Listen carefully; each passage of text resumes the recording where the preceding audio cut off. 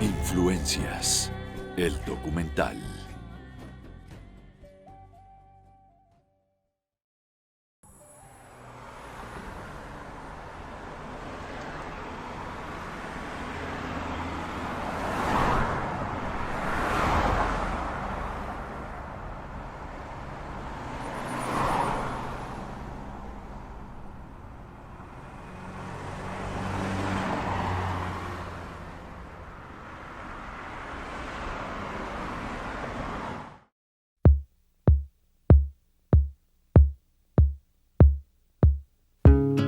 Entonces yo me vine, me imagino que no fue un viaje muy accidentado.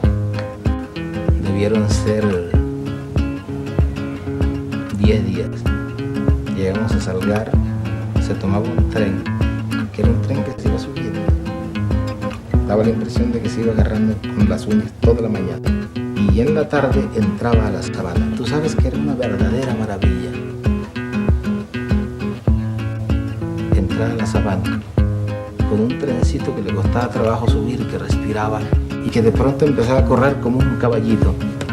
Iba parando en las estaciones donde vendían unas gallinas amarillas y unas papas nevadas, unas cosas absolutamente extraordinarias.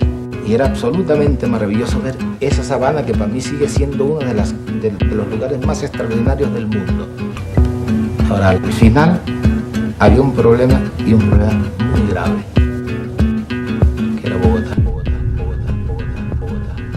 ¿Cómo es que te vas, Salvador, de la compañía si todavía hay mucho verdor?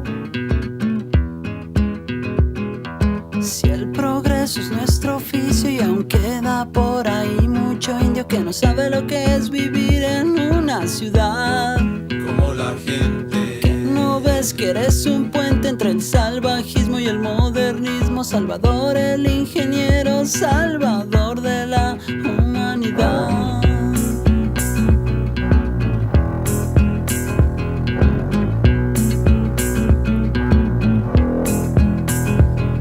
Está muy bien lo que tú piensas, pero ¿por qué no? Tú te acuerdas que la nuestra es una civilización muy avanzada. Como dice la gente. ¿Que no ves que nuestra mente no debe tomar en cuenta ecologistas, indigenistas, retrogradistas ni humanistas? Ay, mis ingenieros civiles y asociados, no crean que no me duele irme de su lado, pero es que yo pienso que ha llegado el tiempo de darle lugar a los espacios sin cemento. Por eso yo ya me voy. No quiero tener nada que ver con esa fea relación de acción, construcción, destrucción. ¿Cómo es que te vas, Salvador, de la compañía si todavía hay mucho verdor?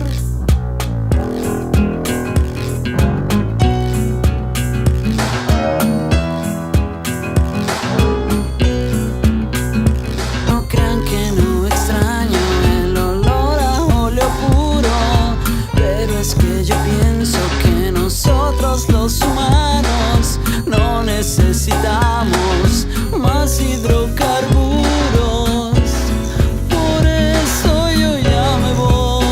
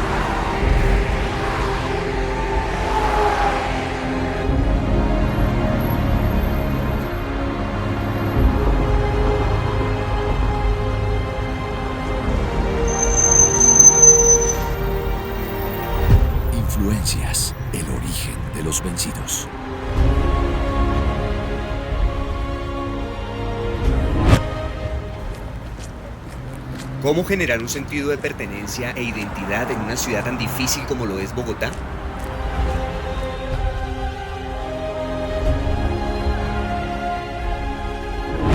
Los bogotanos, inmersos desde hace siglos en el bullicio de su urbe y con el crecimiento rápido y feroz de sus construcciones, se han ido olvidando de su raíz ancestral indígena.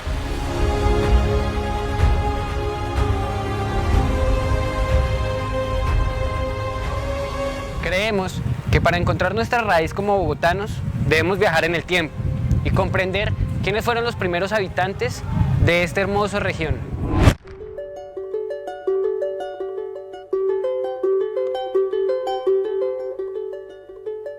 Para investigar nuestras primeras influencias gastronómicas, viajaremos alrededor de esta maravillosa región, siguiéndole los pasos a los primeros pobladores de esta hermosa altiplanicie.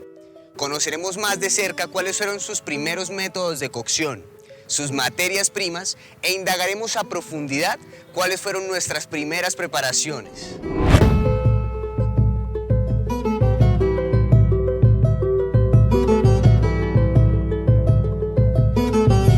Acompáñenos y descubra con nosotros cuáles fueron nuestras primeras influencias gastronómicas como bogotanos. ¡Bienvenidos! Nuestra investigación nace en este fantástico lugar, los abrigos rocosos del Tequendama, donde la arqueología evidencia a los primeros habitantes de este hermoso continente hace más de 12.000 años. Esta etapa se caracterizó por grandes grupos de habitantes que se movilizaban en hordas o manadas. Dependían directamente de la caza y la recolección de frutos. Los abrigos rocosos son formaciones de rocas, principalmente sedimentarias, las cuales por su forma son óptimas para el ingreso o la habitación de comunidades humanas. Estos sitios fueron poblados, distintos grupos nómadas de cazadores, recolectores, particular caso del altiplano cundiboyacense de la sabana de Bogotá, con fechas desde el 12.500 antes del presente, y pues entre los cuales podemos destacar la presencia de los abrigos rocosos de Facatativá, por ejemplo, de Laura y de Tequendama, principalmente. Cuando hablamos de abrigos rocosos nos estamos refiriendo a estos lugares de habitación que se encuentran en sitios en donde los líticos, las rocas, formaron cavidades o cuevas que fueron los lugares de habitación de los primeros habitantes en la sabana de Bogotá y pues digamos que casi que a nivel mundial. No estamos hablando de aldeas, de casas, de bohíos, sino que las primeras habitaciones, los primeros lugares que permitieron que los humanos se resguardaran del clima, pues van a ser las cuevas que nosotros conocemos como los abrigos rocosos. En la sabana de Bogotá tenemos los abrigos rocosos asociados a Laura y los abrigos rocosos del Tequendama. Bueno, que la formación de abrigos pues la vamos a encontrar en varios sitios, la que nos permite entender dónde están los primeros lugares de habitación humana en la sabana son el Laura y los abrigos rocosos del Tequendama.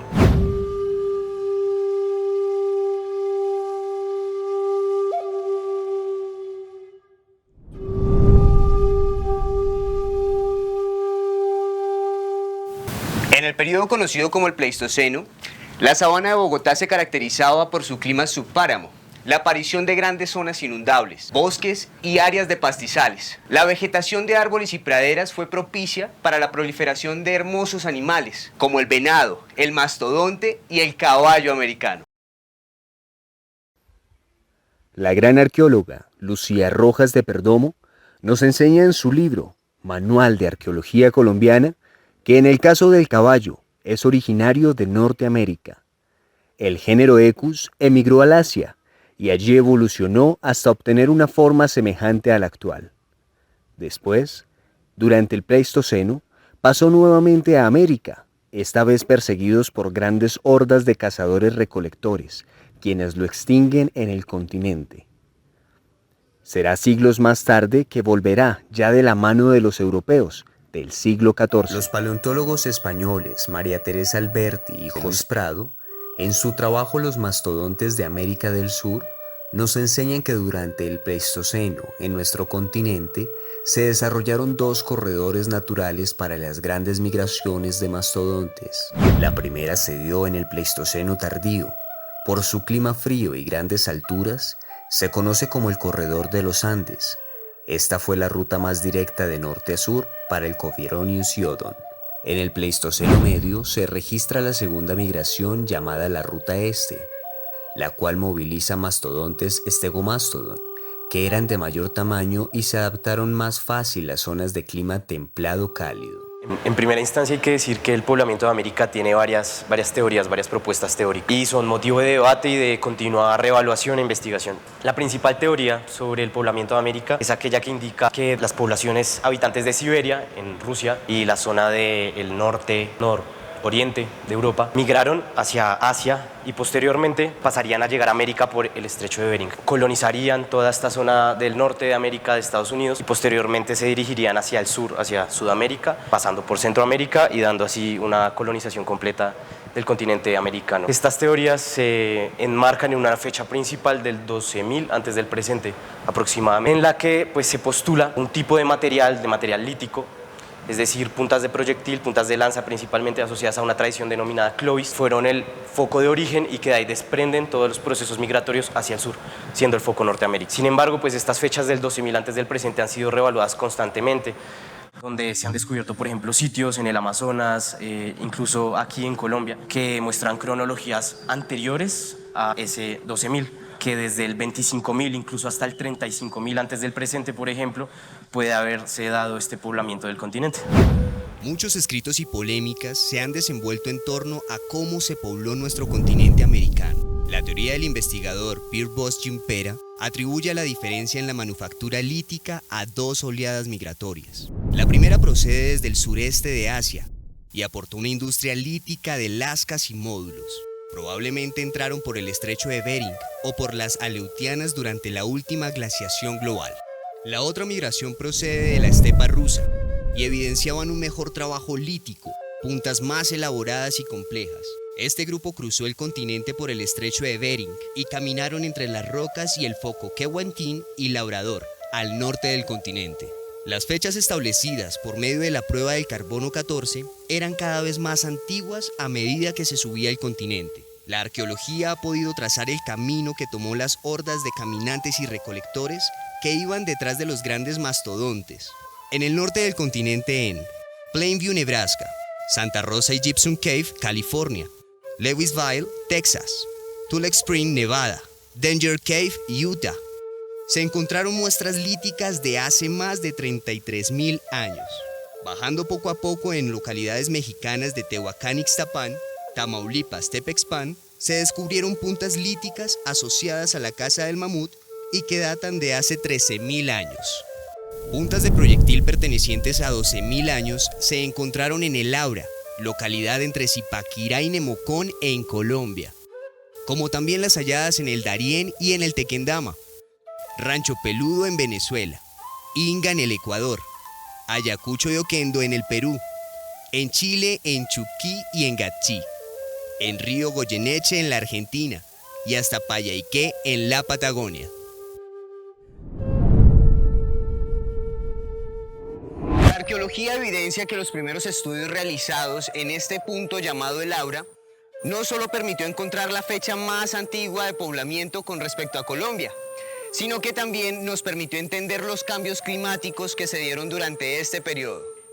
En lo que respecta a este tipo de comunidades de cazadores-recolectores, aquí en la sabana de Bogotá han sido reportadas investigaciones muy importantes que han permitido aportar al conocimiento de todas estas comunidades y de los procesos de poblamiento de la región.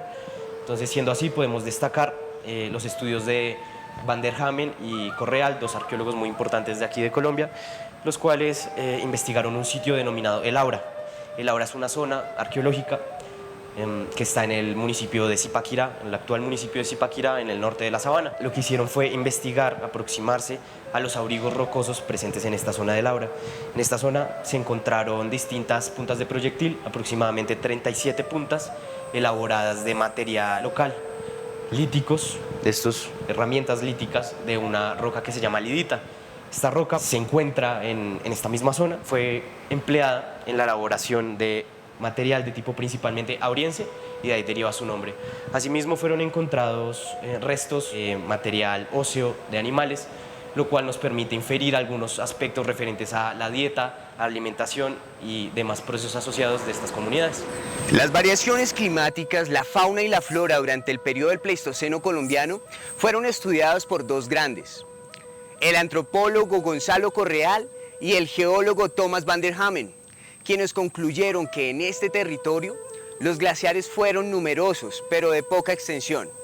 En su mayoría llegaban alrededor de 3.300 metros a 3.800 metros de altura. Van der Hamen concluyó que a principios del Holoceno se registran grandes cambios climáticos que propiciaron variaciones en la fauna y en la flora de esta región. Esto a causa de una gran inundación, lo cual condujo también a la extinción de animales prehistóricos y al incremento de una microfauna, como topos, cérvidos, roedores, armadillos, comadrejas, que también fueron de apoyo alimenticio para los primeros pobladores de esta región. Otro sitio investigado por estos dos arqueólogos fue el Tequendama, que queda en el actual municipio de Cibaté, al sur de la sabana de Bogotá. En lo que respecta a los hallazgos de este sitio, al igual que de Laura, pues estos son sitios bastante tempranos que se remontan al 11.000 en el caso del Tequendama y al 12.500 en el caso de Laura antes del presente. Asimismo, pues en este contexto fueron halladas herramientas líticas de la tradición tanto auriense como tequendamiense. Y lo más importante de este sitio es que además de que nos permite dar cuenta de otra tradición, que es la tequendamiense en este caso, pues también nos permite dar cuenta de que estos artefactos estaban elaborados a partir de material foráneo, es decir, estas comunidades no simplemente estaban asociadas a estos abrigos rocosos, sino que tenían una movilidad con las poblaciones de la Tierra Caliente, del Valle del Magdalena, es decir, se movían muchos kilómetros para conseguir estos materiales, por lo cual pues, nos permite dar cuenta o inferir de distintos procesos de movilidad, intercambio entre estas comunidades. Los primeros habitantes del hoy conocido como el altiplano cundiboyacense fabricaron sus herramientas en piedra y huesos de animales. Esto con el fin de rasgar las pieles, cortar carne y maderos. La mayor parte del material obtenido consistió en lascas de borde constante y raspadores laterales y cóncavos, elaborados mediante sistemas de percusión. Existen piedras que al golpearse obtienen puntas con un importante filo. Es el caso de la lidita, el chert, el basalto y la cuarcita, piedras que se encuentran fácilmente en el territorio. Ellas comparten una propiedad llamada clivaje laminar, con lo cual se obtienen fácilmente láminas y lascas de diferentes tamaños y grosores. Con la finalidad de acceder a sus recursos alimentarios, su comida, pues estos grupos eran principalmente cazadores y recolectores. Para poder acceder a esta gama de alimentos, ellos procedían a desarrollar lo que hemos llamado tecnologías líticas o tradiciones de material lítico. Ellos elaboraban ciertas puntas de proyectil principalmente o demás herramientas usadas en muchas labores. Siendo así, pues podemos destacar la existencia de dos grandes tradiciones, para aquí el caso de nuestro territorio, el altiplano cundiboyacense, específicamente la sabana de Bogotá. Frente a la elaboración de este tipo de herramientas, lo que ellos hacían era, dependiendo del tipo de tradición, aplicaban una metodología particular. Entonces, siendo así, podemos destacar la existencia de una tradición auriense, la cual se elaboraba a partir de el martillado, la percusión de lo que se llama núcleo, es decir, una piedra, una roca, a través de la cual se va a desarrollar cierta herramienta, a través del desarrollo de golpeo para la extracción de lascas, por lo cual pues quedaba elaborada la herramienta. Asimismo, pues lo que respecta a una tradición denominada tequendamiense, esta tenía pasos de una mayor elaboración. Esta técnica de elaboración se sustentaba en la disposición del núcleo en una plataforma, la cual permitía un desarrollo más específico o de mayor inversión de trabajo en el martillado de la lasca, de la misma percusión. Sin embargo, pues daba un mayor detalle, permitiendo pues unas labores más específicas. Al hablar de las condiciones de vida de estos primeros pobladores, los que venían ascendiendo del Magdalena, una de las interrogantes que tienen los arqueólogos es cómo llegaron las comunidades, cómo llegaron los grupos humanos a vivir aquí en la sabana de Bogotá. De las hipótesis más aceptadas es que vienen ascendiendo el Valle del Magdalena y estamos a finales de la última glaciación, hace más o menos unos 12.000 años, 13.000 años, y como veníamos diciendo anteriormente, pues de las herramientas o los objetos primarios que cargaban estos primeros habitantes son las herramientas líticas. Acá en el Museo Arqueológico tenemos una muestra de ellos, tenemos una punta de proyectil que se asocia, si bien no se encontró en un sitio como los abrigos rocosos del Tequendama, se encuentra en la excavación arqueológica en Nueva Esperanza, pero hace parte de un suelo más antiguo, es decir, un suelo que se asocia a estos primeros habitantes, a estos cazadores recolectores. Es es una punta de proyectil que lítica, o sea, hecha en piedra, que viene faceteada, pues tiene sus caras y que probablemente servía para obtener presas de caza.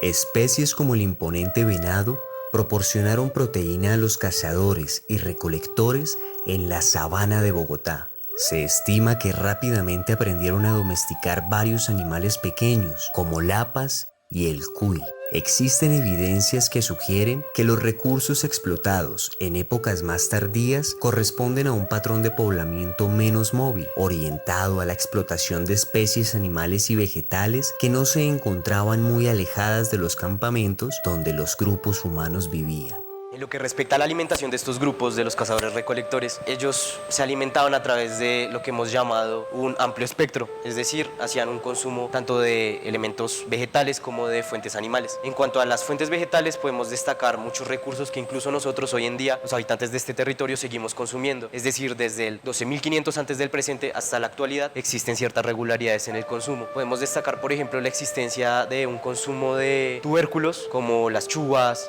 los cubios y demás lascivias, entre otros, los cuales aún todavía se producen en esta región. En cuanto al consumo de animales, ellos cazaban principalmente mamíferos de tamaño mediano, como los venados, que incluso actualmente hoy en día siguen en los páramos adyacentes a Bogotá y a lo largo del altiplano. También roedores como curíes, conejos, armadillos, animales de este tipo. También se ha documentado el consumo de moluscos, de crustáceos, cangrejos, etc.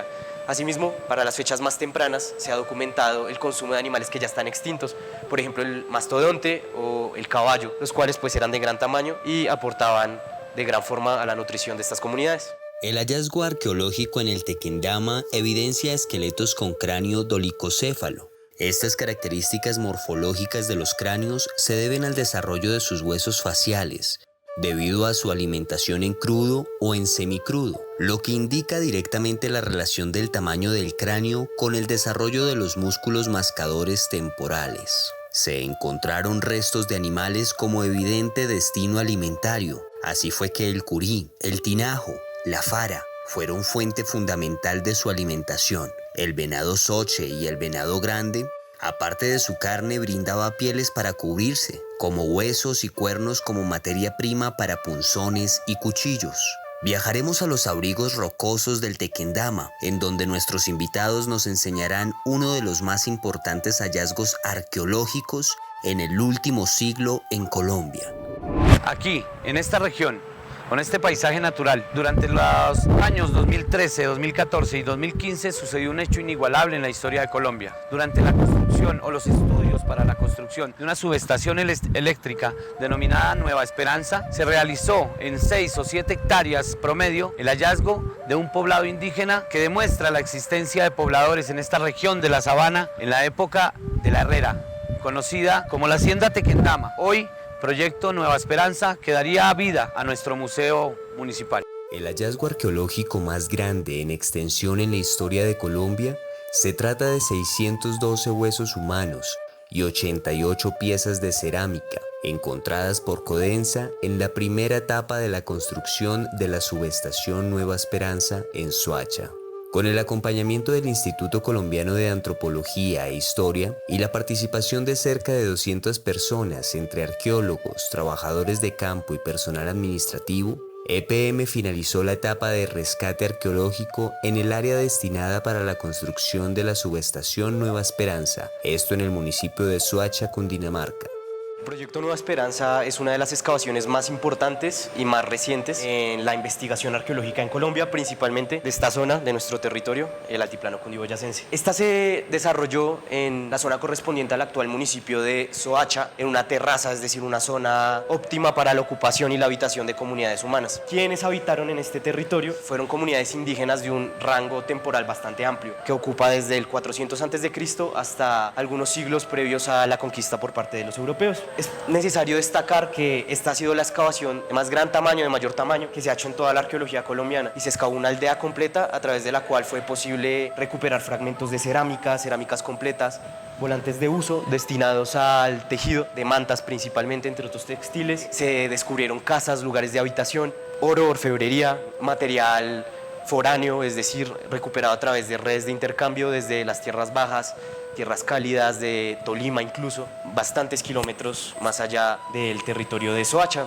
También es necesario destacar que esta es una de las investigaciones más pertinentes de las últimas décadas y nos va a permitir también observar las formas de vida de estas comunidades, su alimentación, su dieta, sus condiciones de salud. Este hallazgo ya es considerado como uno de los más importantes en Colombia, tanto por el tipo de huellas de asentamiento encontradas como por el área en la que se realizó el rescate a cielo abierto, que ocupó una extensión de 4.8 hectáreas, lo cual no tiene precedentes en el país. En la zona del rescate arqueológico se identificaron vestigios de sociedades que se asentaron en la región del Tequendama desde aproximadamente hace más de 3.000 años. 30 toneladas de material arqueológico, de las cuales el 10% son piezas completas que pueden exhibirse en museos, mientras que el restante 90% será utilizado para actividades de investigación científica. El Museo Arqueológico de Soacha nace de la excavación Nueva Esperanza, una excavación que se da en el desarrollo de una obra de una subestación eléctrica a cargo de la empresa EPM y de la empresa Codensa, en donde la normativa nacional indica que es necesario que en estos proyectos se hagan los programas de arqueología preventiva. Básicamente esto es el desarrollo de actividades de prospección, de investigación y de rescate del patrimonio arqueológico que se encuentra enterrado en el subsuelo. Es decir, que en el sitio Nueva Esperanza, arqueólogos, auxiliares de arqueología y una centena de investigadores pues desarrollaron actividades de prospección, es decir, de buscar en la tierra y encontrar evidencias materiales, cerámicas, líticas. El producto del proyecto de investigación es que se encuentran más de 30 toneladas de material arqueológico. ¿Qué es esto?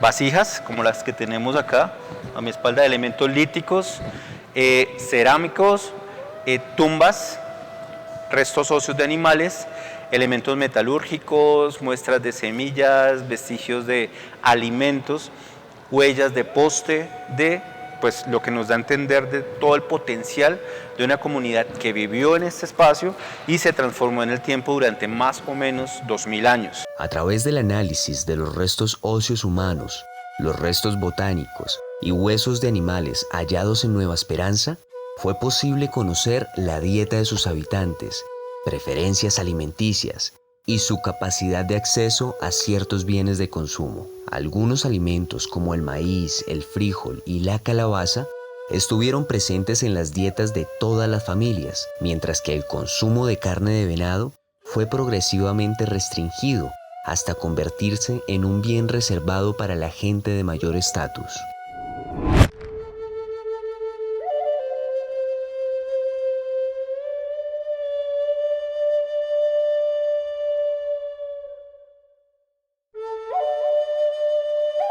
Luego de un arduo trabajo realizado en Nueva Esperanza, en los próximos años se podrán evidenciar los resultados sobre el orden sociocultural, los alimentos que tenían ellos, tanto de uso ceremonial como de uso diario.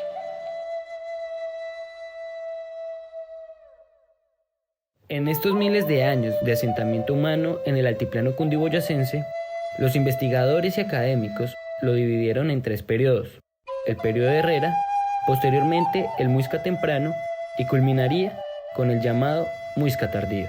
Claro, los arqueólogos al rescatar estos miles y miles de fragmentos, de piezas, de objetos arqueológicos, pues pudieron establecer que en este mismo espacio, que es como el espacio de Nueva Esperanza, se encuentran evidencias de 3 diferentes periodos.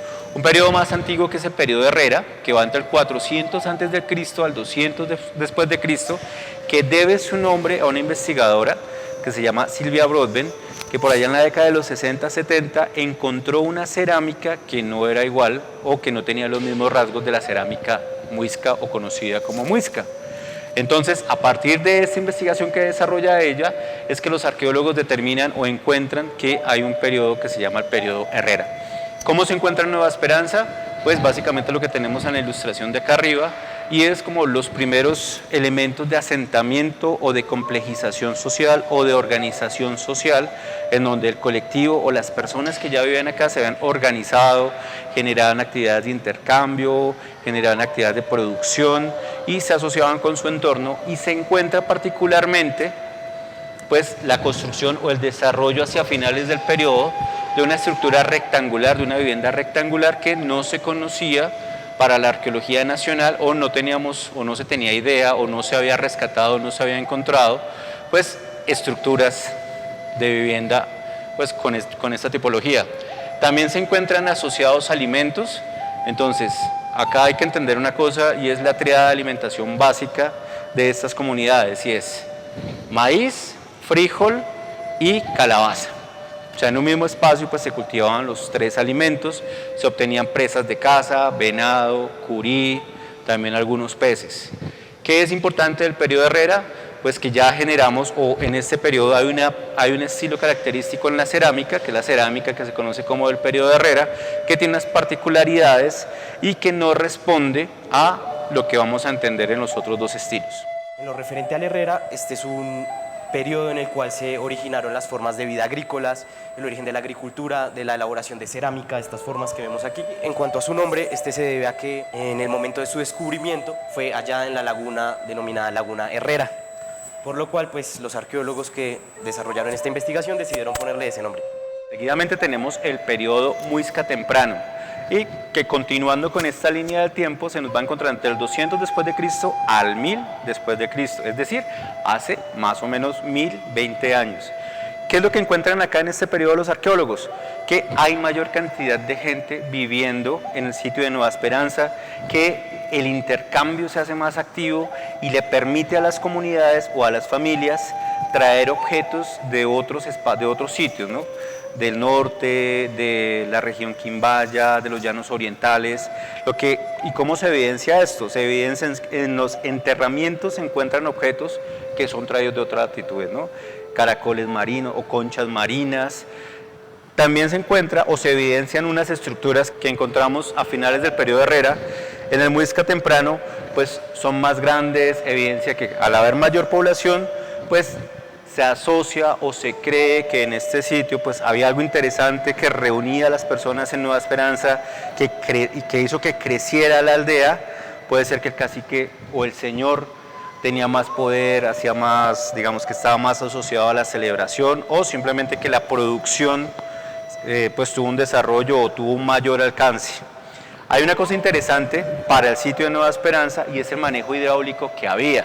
Desde el periodo Herrera hacia el norte tenemos un canal pues que se va desarrollando y que la comunidad va adecuando, que todavía tiene uso en el Muisca temprano, en donde también vamos a evidenciar estructuras semicirculares que algunos arqueólogos han asociado a talleres o almacenes o espacios como asociados o relacionados un poco a los bohíos o a los lugares de habitación.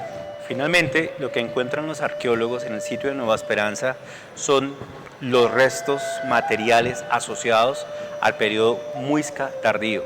Ya es el periodo que tenemos del año 1000 al 1600 o a la llegada de los españoles, que básicamente es el periodo que más se conoce.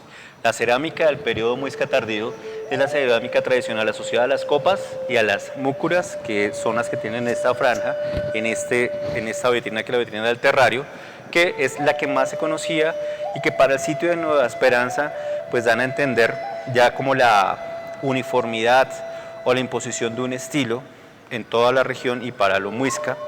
Y acá hay que hacer una claridad, y es que lo Muisca no es una unidad, o es una unidad cultural, pero en la medida en que hay pequeñas unidades o hay pequeños cacicazgos o hay pequeñas unidades que se intercruzan entre ellas y generan lazos, que no necesariamente nos están hablando de un solo control político, sino que cuando incluso los cronistas indican, a la llegada de los españoles pues habían dos grandes cacicazgos, el Zipa y el Saque, pero lo que ha demostrado la arqueología es que son pequeñas unidades que están dispersas por el territorio, que a veces están sujetas al control de un señor o un cacique. Para el Muisca tardío tenemos en Nueva Esperanza que esa densidad y esa efervescencia o ese momento de mayor cantidad de gente viviendo en la meseta, pues básicamente va a decrecer, y en Nueva Esperanza, hacia el Muisca Tardío, lo que vamos a tener es un descenso. Casi no se encuentran, o los lugares de habitación que se encuentran comparados con los del temprano, pues van a ser menores. Al parecer hay un agotamiento de los recursos en el sitio, y hay una pequeña comunidad o unas familias que migran hacia el norte de la meseta. En las crónicas de conquista no se encuentra ninguna referencia al sitio de Nueva Esperanza, no se encuentra ninguna referencia, o no ha aparecido el documento que permita dar luces sobre cómo se llamaba el sitio en la época de la colonia, incluso si el sitio se encontraba y todavía era habitado. La muestra de la cerámica colonial o de los elementos coloniales en Nueva Esperanza es ínfima del 00 punto, y casi no se encuentran vestigios materiales de españoles en Nueva Esperanza.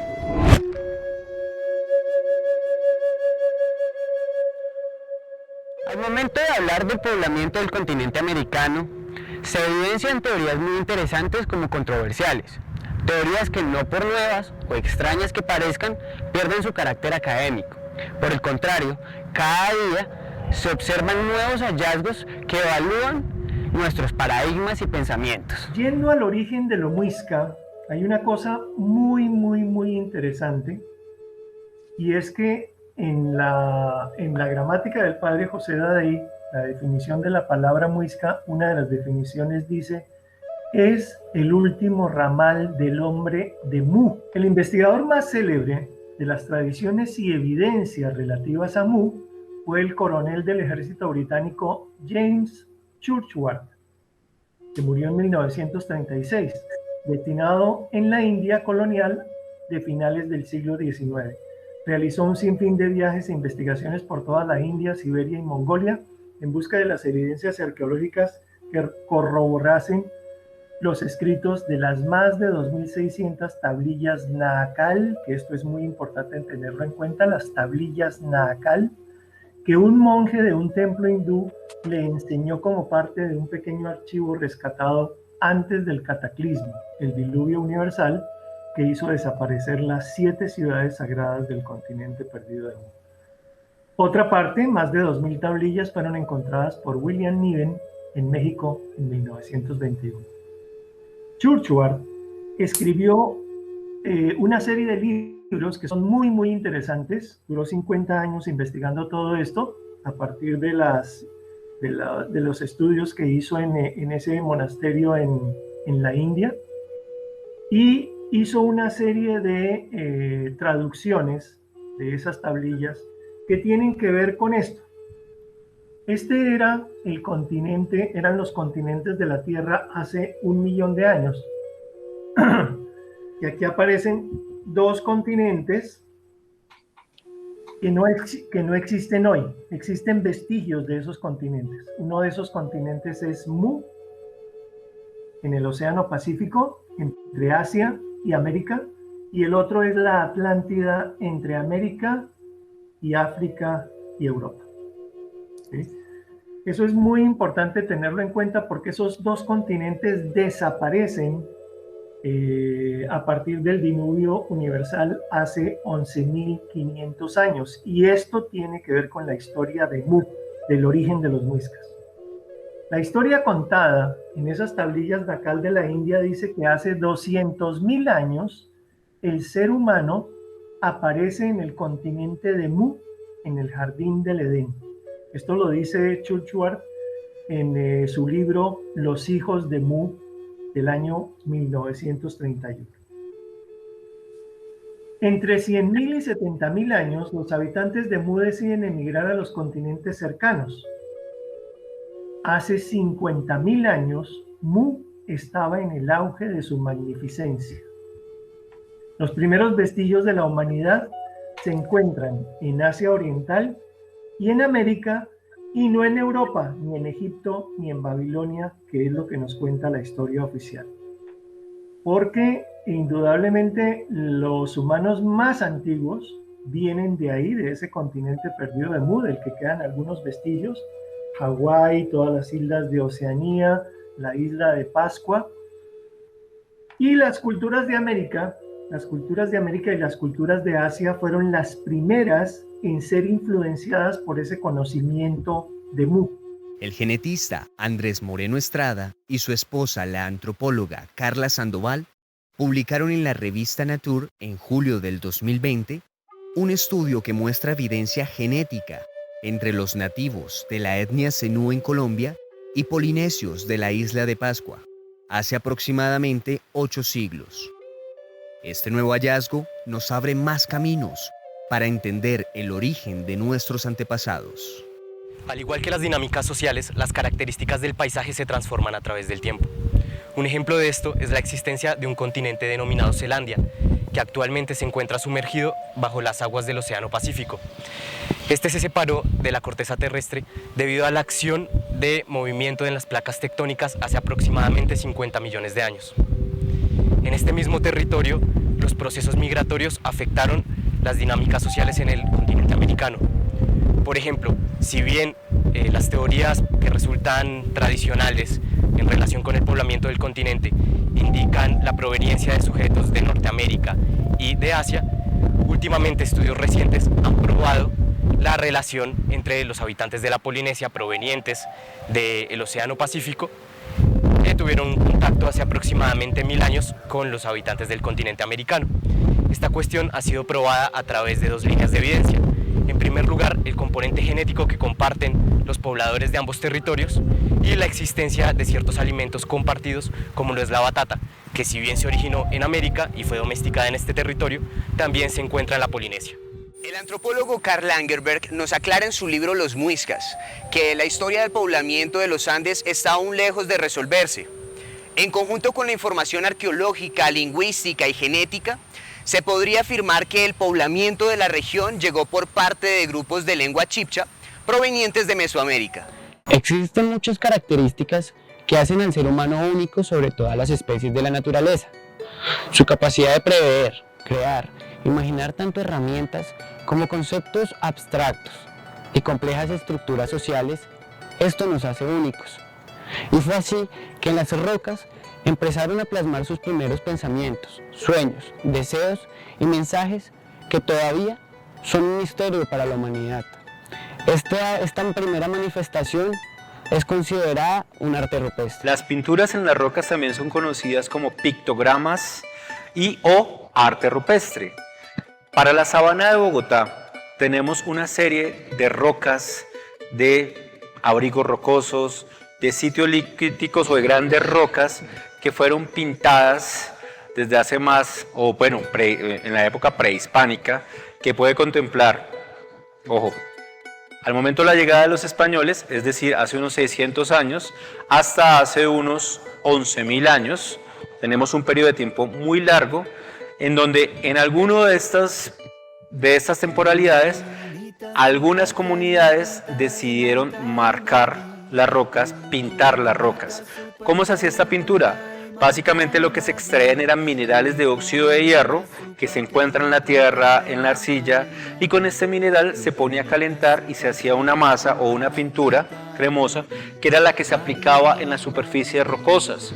Por eso vamos a encontrar que, por ejemplo, para el municipio de Soacha tenemos más de 100 sitios con pinturas rupestres, con pinturas en la roca. Pintura que la que ha sobrevivido hasta el momento es pintura roja, pero hay algunas hipótesis que sugieren que habían pinturas de otros colores. ¿Qué es el arte rupestre? Son manifestaciones estéticas desarrolladas por las comunidades indígenas, las comunidades del pasado, en materiales principalmente de piedra. Estos se categorizan en pinturas rupestres y petroglifos.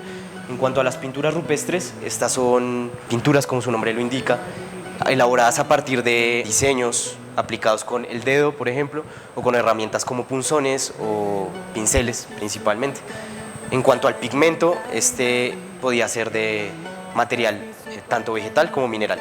En cuanto al vegetal, se aplicaba una extracción del material, una aplicación de ciertas técnicas, se machacaba principalmente el material y quedaban los pigmentos. Y en lo que respecta a los pigmentos minerales, pues su técnica de elaboración estaba basada en la decantación de arcillas, las cuales arrojaban óxidos de hierro, dándoles un material rojizo que se cocinaba en algunos casos y era aplicado sobre las superficies dándoles cierta dureza y cierta permanencia a través del tiempo y que incluso hasta la actualidad podemos ver y apreciar. Bueno, encontramos dentro del arte rupestre una gran denominación. Encontramos pictografías, que van a ser las pinturas sobre la roca. Para el caso de Boyacá yo he documentado pinturas rojas, pinturas naranjas, pinturas rosadas, pinturas blancas y pinturas negras. Entonces, pictografías, pinturas. Vamos a tener otro tipo de manifestaciones en el arte rupestre que van a corresponder a grabados sobre la roca. A los grabados, que generalmente son por talla, por rayado o por percusión, van a ser petroglifos. Y vamos a tener finalmente otras manifestaciones en la roca que van a ser muy conocidas en Boyacá como las mollas. Pero resulta que las mollas tienen una gran diferencia porque hay unas mollas naturales, que son las oquedades que deja el agua o que deja el desprendimiento de otra roca en la misma roca. Y los muiscas dejaron marcas de sus huellas de las manos pintaditas sobre esas oquedades. Por tanto, aunque son naturales, sí hay una apropiación cultural de la molla, de la oquedad en el arte rupestre.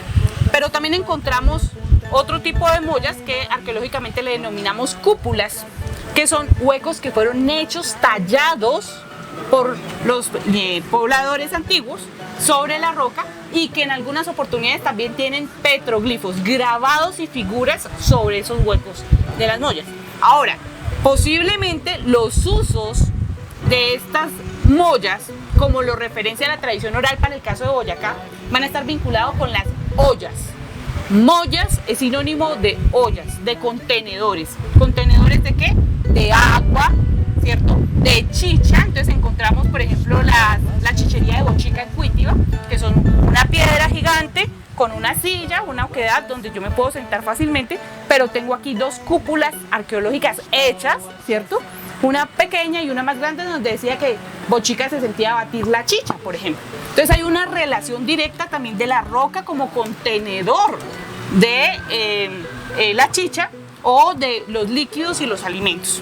Yo recuerdo cuando era pequeña que los abuelos decían, vamos a los paseos de olla, y los paseos de olla era ir y cocinar también en esas mollas. Entonces, digamos que hay una tradición que si uno revisa, por ejemplo, en Oaxaca, en México, uno encuentra el caldo de piedra, que son caldos hechos en las mollas arqueológicas que todavía hoy lo consumen las poblaciones indígenas de la zona. Esta piedra, este ojo de agua, siempre me produjo mucha curiosidad. Evidentemente no es una piedra de moler, no es un lugar para... ¿Qué función tiene? Yo pensaba, pues puede ser un reservorio de agua. Dentro de mi lógica yo pensaba, eso puede ser la función de la piedra. No entiendo por qué no está cerca de la cubierta si uno quiere recoger aguas lluvias. Y lo que me disparó una explicación diferente sobre esta piedra fue el hecho de ¿por qué guardar agua si estamos a 30 metros de la quebrada? Y yo pensé, 30 metros de la quebrada. ¿Cómo se llama la quebrada? Quebrada de la Molla. Y yo decía, pues molla genéricamente puede ser cualquier recipiente, cualquier vientre de donde brota agua o que guarda un líquido. Puede ser la molla para la chicha. Pero la quebrada de la Molla nace en una molla de agua, en el Parque del Pionono. Cuando yo pensé en la quebrada de la Molla, dije, Molla, esta es la Molla. La quebrada coge su nombre de la Molla. Esto es una molla, es un espejo para ser capaz de hacer una observación de la bóveda celeste. Hay fenómenos celestes que no necesitan sino los ojos para ser vistos, y algunos referentes como la salida del sol y la puesta del sol, la salida de la luna y los tránsitos de la luna entre donde sale y donde parece ocultarse. Pero la bóveda celeste es inabarcable, necesita un foco, uno tiene que tener un referente inmóvil, por donde uno ve pasar lo que parece ser el movimiento celeste cuando, bueno, es la Tierra la que se mueve. Pero entender todo eso necesita un ojo, un espejo. Alicia pasa a través del espejo para encontrar otra dimensión. Eso es muy poético, porque uno tiene que mirar hacia abajo para entrar en unión y entender la bóveda celeste, el arriba, y cumplir la función del hombre de, a través de su observación, juntar el cielo con la tierra.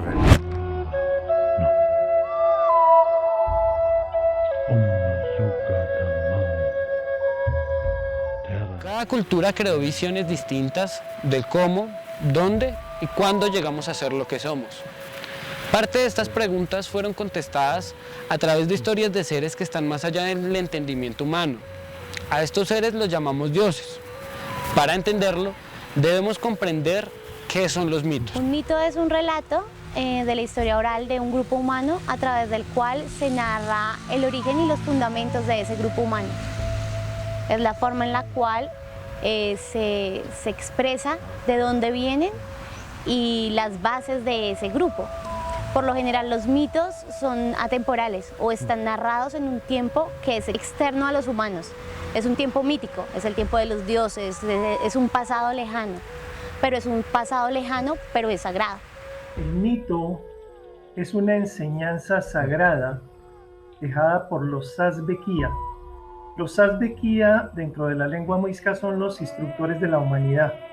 Son esos personajes que vinieron a todas las civilizaciones, a todos los poblados en los comienzos de la humanidad a enseñar sus conocimientos.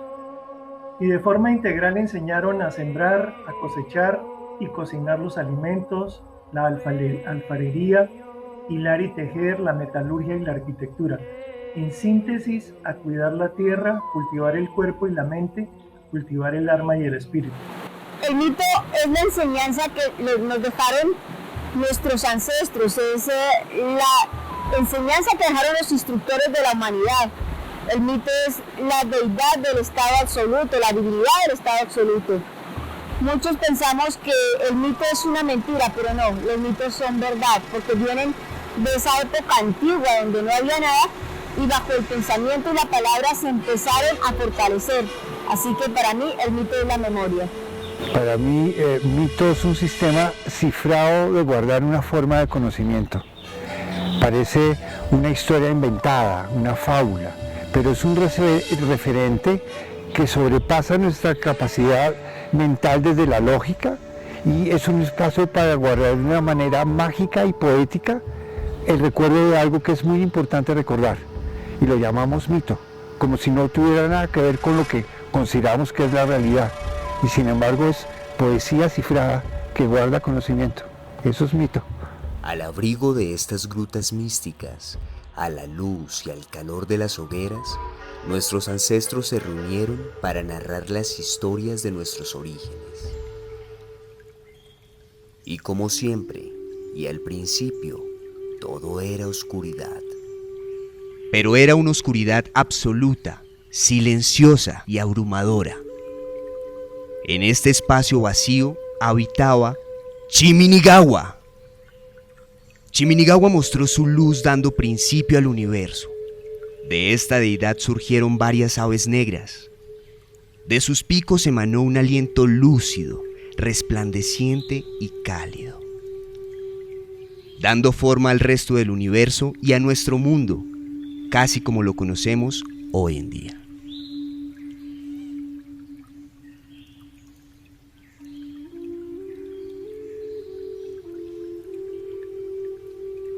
Este es un cuadro muy conocido que se encuentra en el Museo Nacional de Colombia del maestro Luis Alberto Acuña, pintado en 1939, que muestra a los dioses muiscas. Entonces aquí aparecen, digamos, dentro de esa cosmogonía, pues los dioses más importantes. Y con relación a esta presentación, bueno, yo la he basado también en el mural de mitología muisca que hicimos en el Observatorio de Jóvenes con la comunidad muisca de Sesquilé en el año 2013. Es un mural que tiene 28 metros de largo por 1,22 de alto. Es una creación artística de Sebastián Lizarazo, una persona del Cabildo Muisca de Sogamoso, que en coordinación con la comunidad y con todo este trabajo que estábamos haciendo en ese momento, pues pudimos llevar a cabo esta maravilla de proyecto.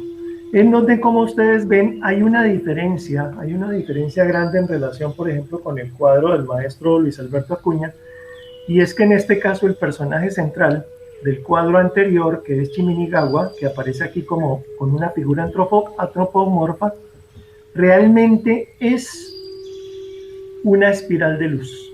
Realmente Chiminigawa es esa fuerza de la creación que en espiral va generando todo lo que es la creación del universo. Los sabedores contaban que entre todas las cosas que Chiminigawa creó, señaló que el sol y la luna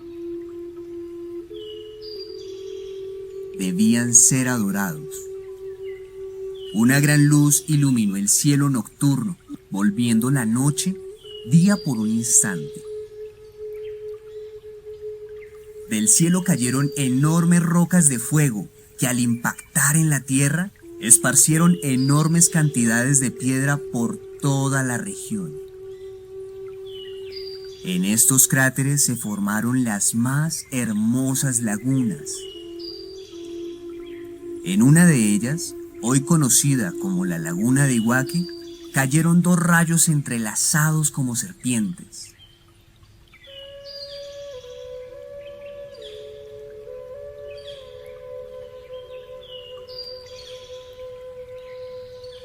De este extraordinario evento, de la laguna, emergieron una mujer y un niño.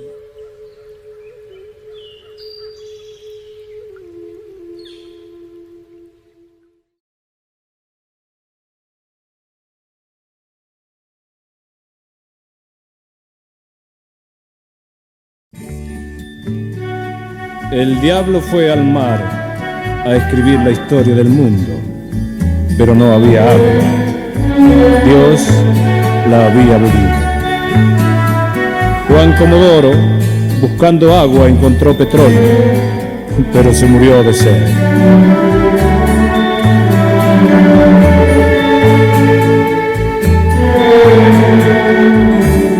Yo no sé quién va más lejos, la montaña o el cangrejo.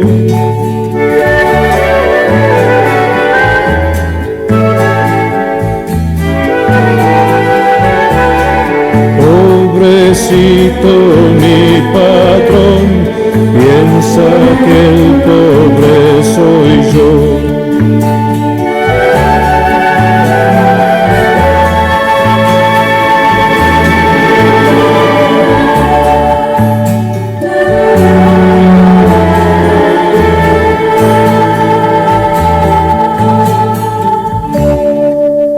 ¿Quién sabe si el apoyarse es mejor que el deslizarse?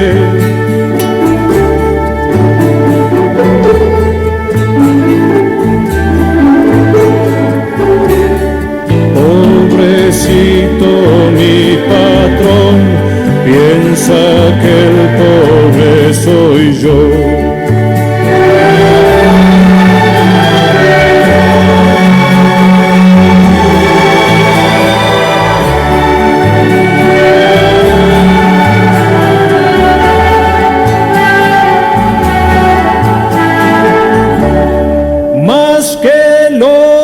La pobreza, lo más caro en la existencia.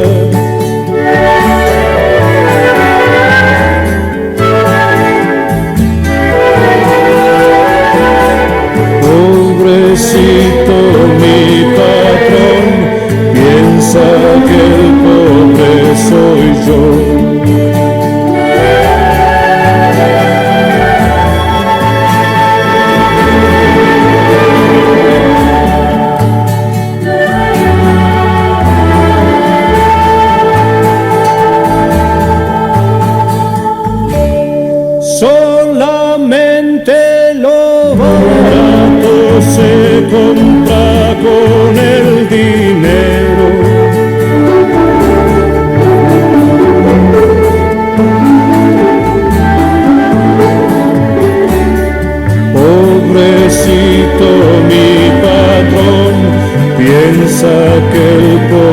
pobre soy yo.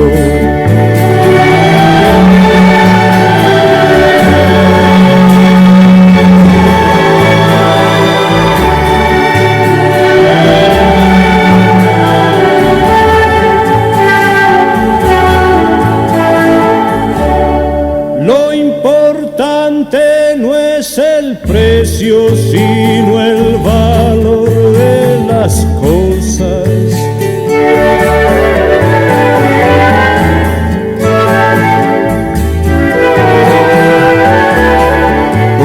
Pobrecito mi patrón, piensa que el pobre soy yo.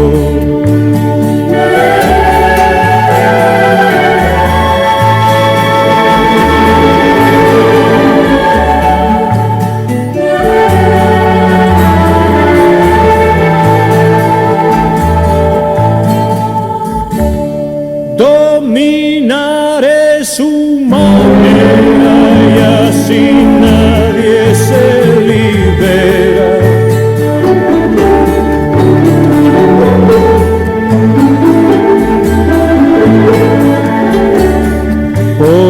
Pobrecito mi patrón, piensa que el pobre soy yo.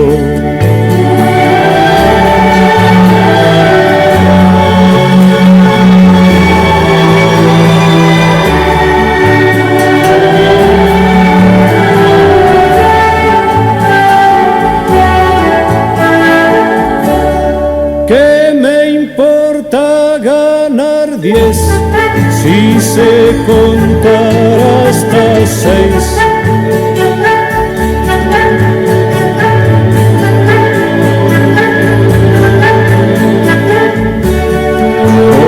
Pobrecito mi patrón, piensa que el pobre soy yo. La,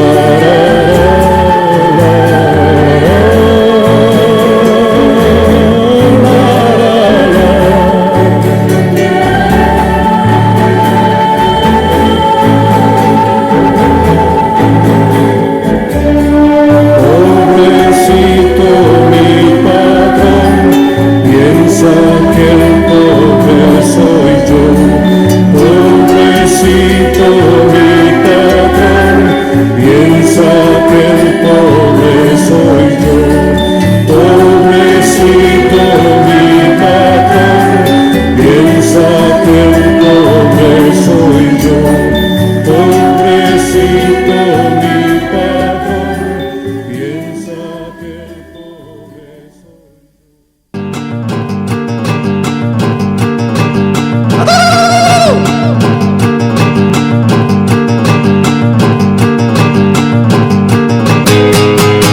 Ya no tenemos nada, ya no tenemos nada, ya no tenemos nada en la nevera, no tenemos nada, ya no tenemos nada, ya no tenemos nada, ya no tenemos nada en la nevera, no tenemos nada, pero tenemos nevera y hagamos hielo, hagamos hielo, hagamos hielo en la nevera, hagamos hielo, hagamos hielo, hagamos hielo, hagamos hielo en la nevera, hagamos hielo. Que el que no tiene nevera y no tiene un cubo, no tiene un cubo, no tiene un cubo en la vida, no tiene un cubo, no tiene un cubo, no tiene un cubo, no tiene un cubo.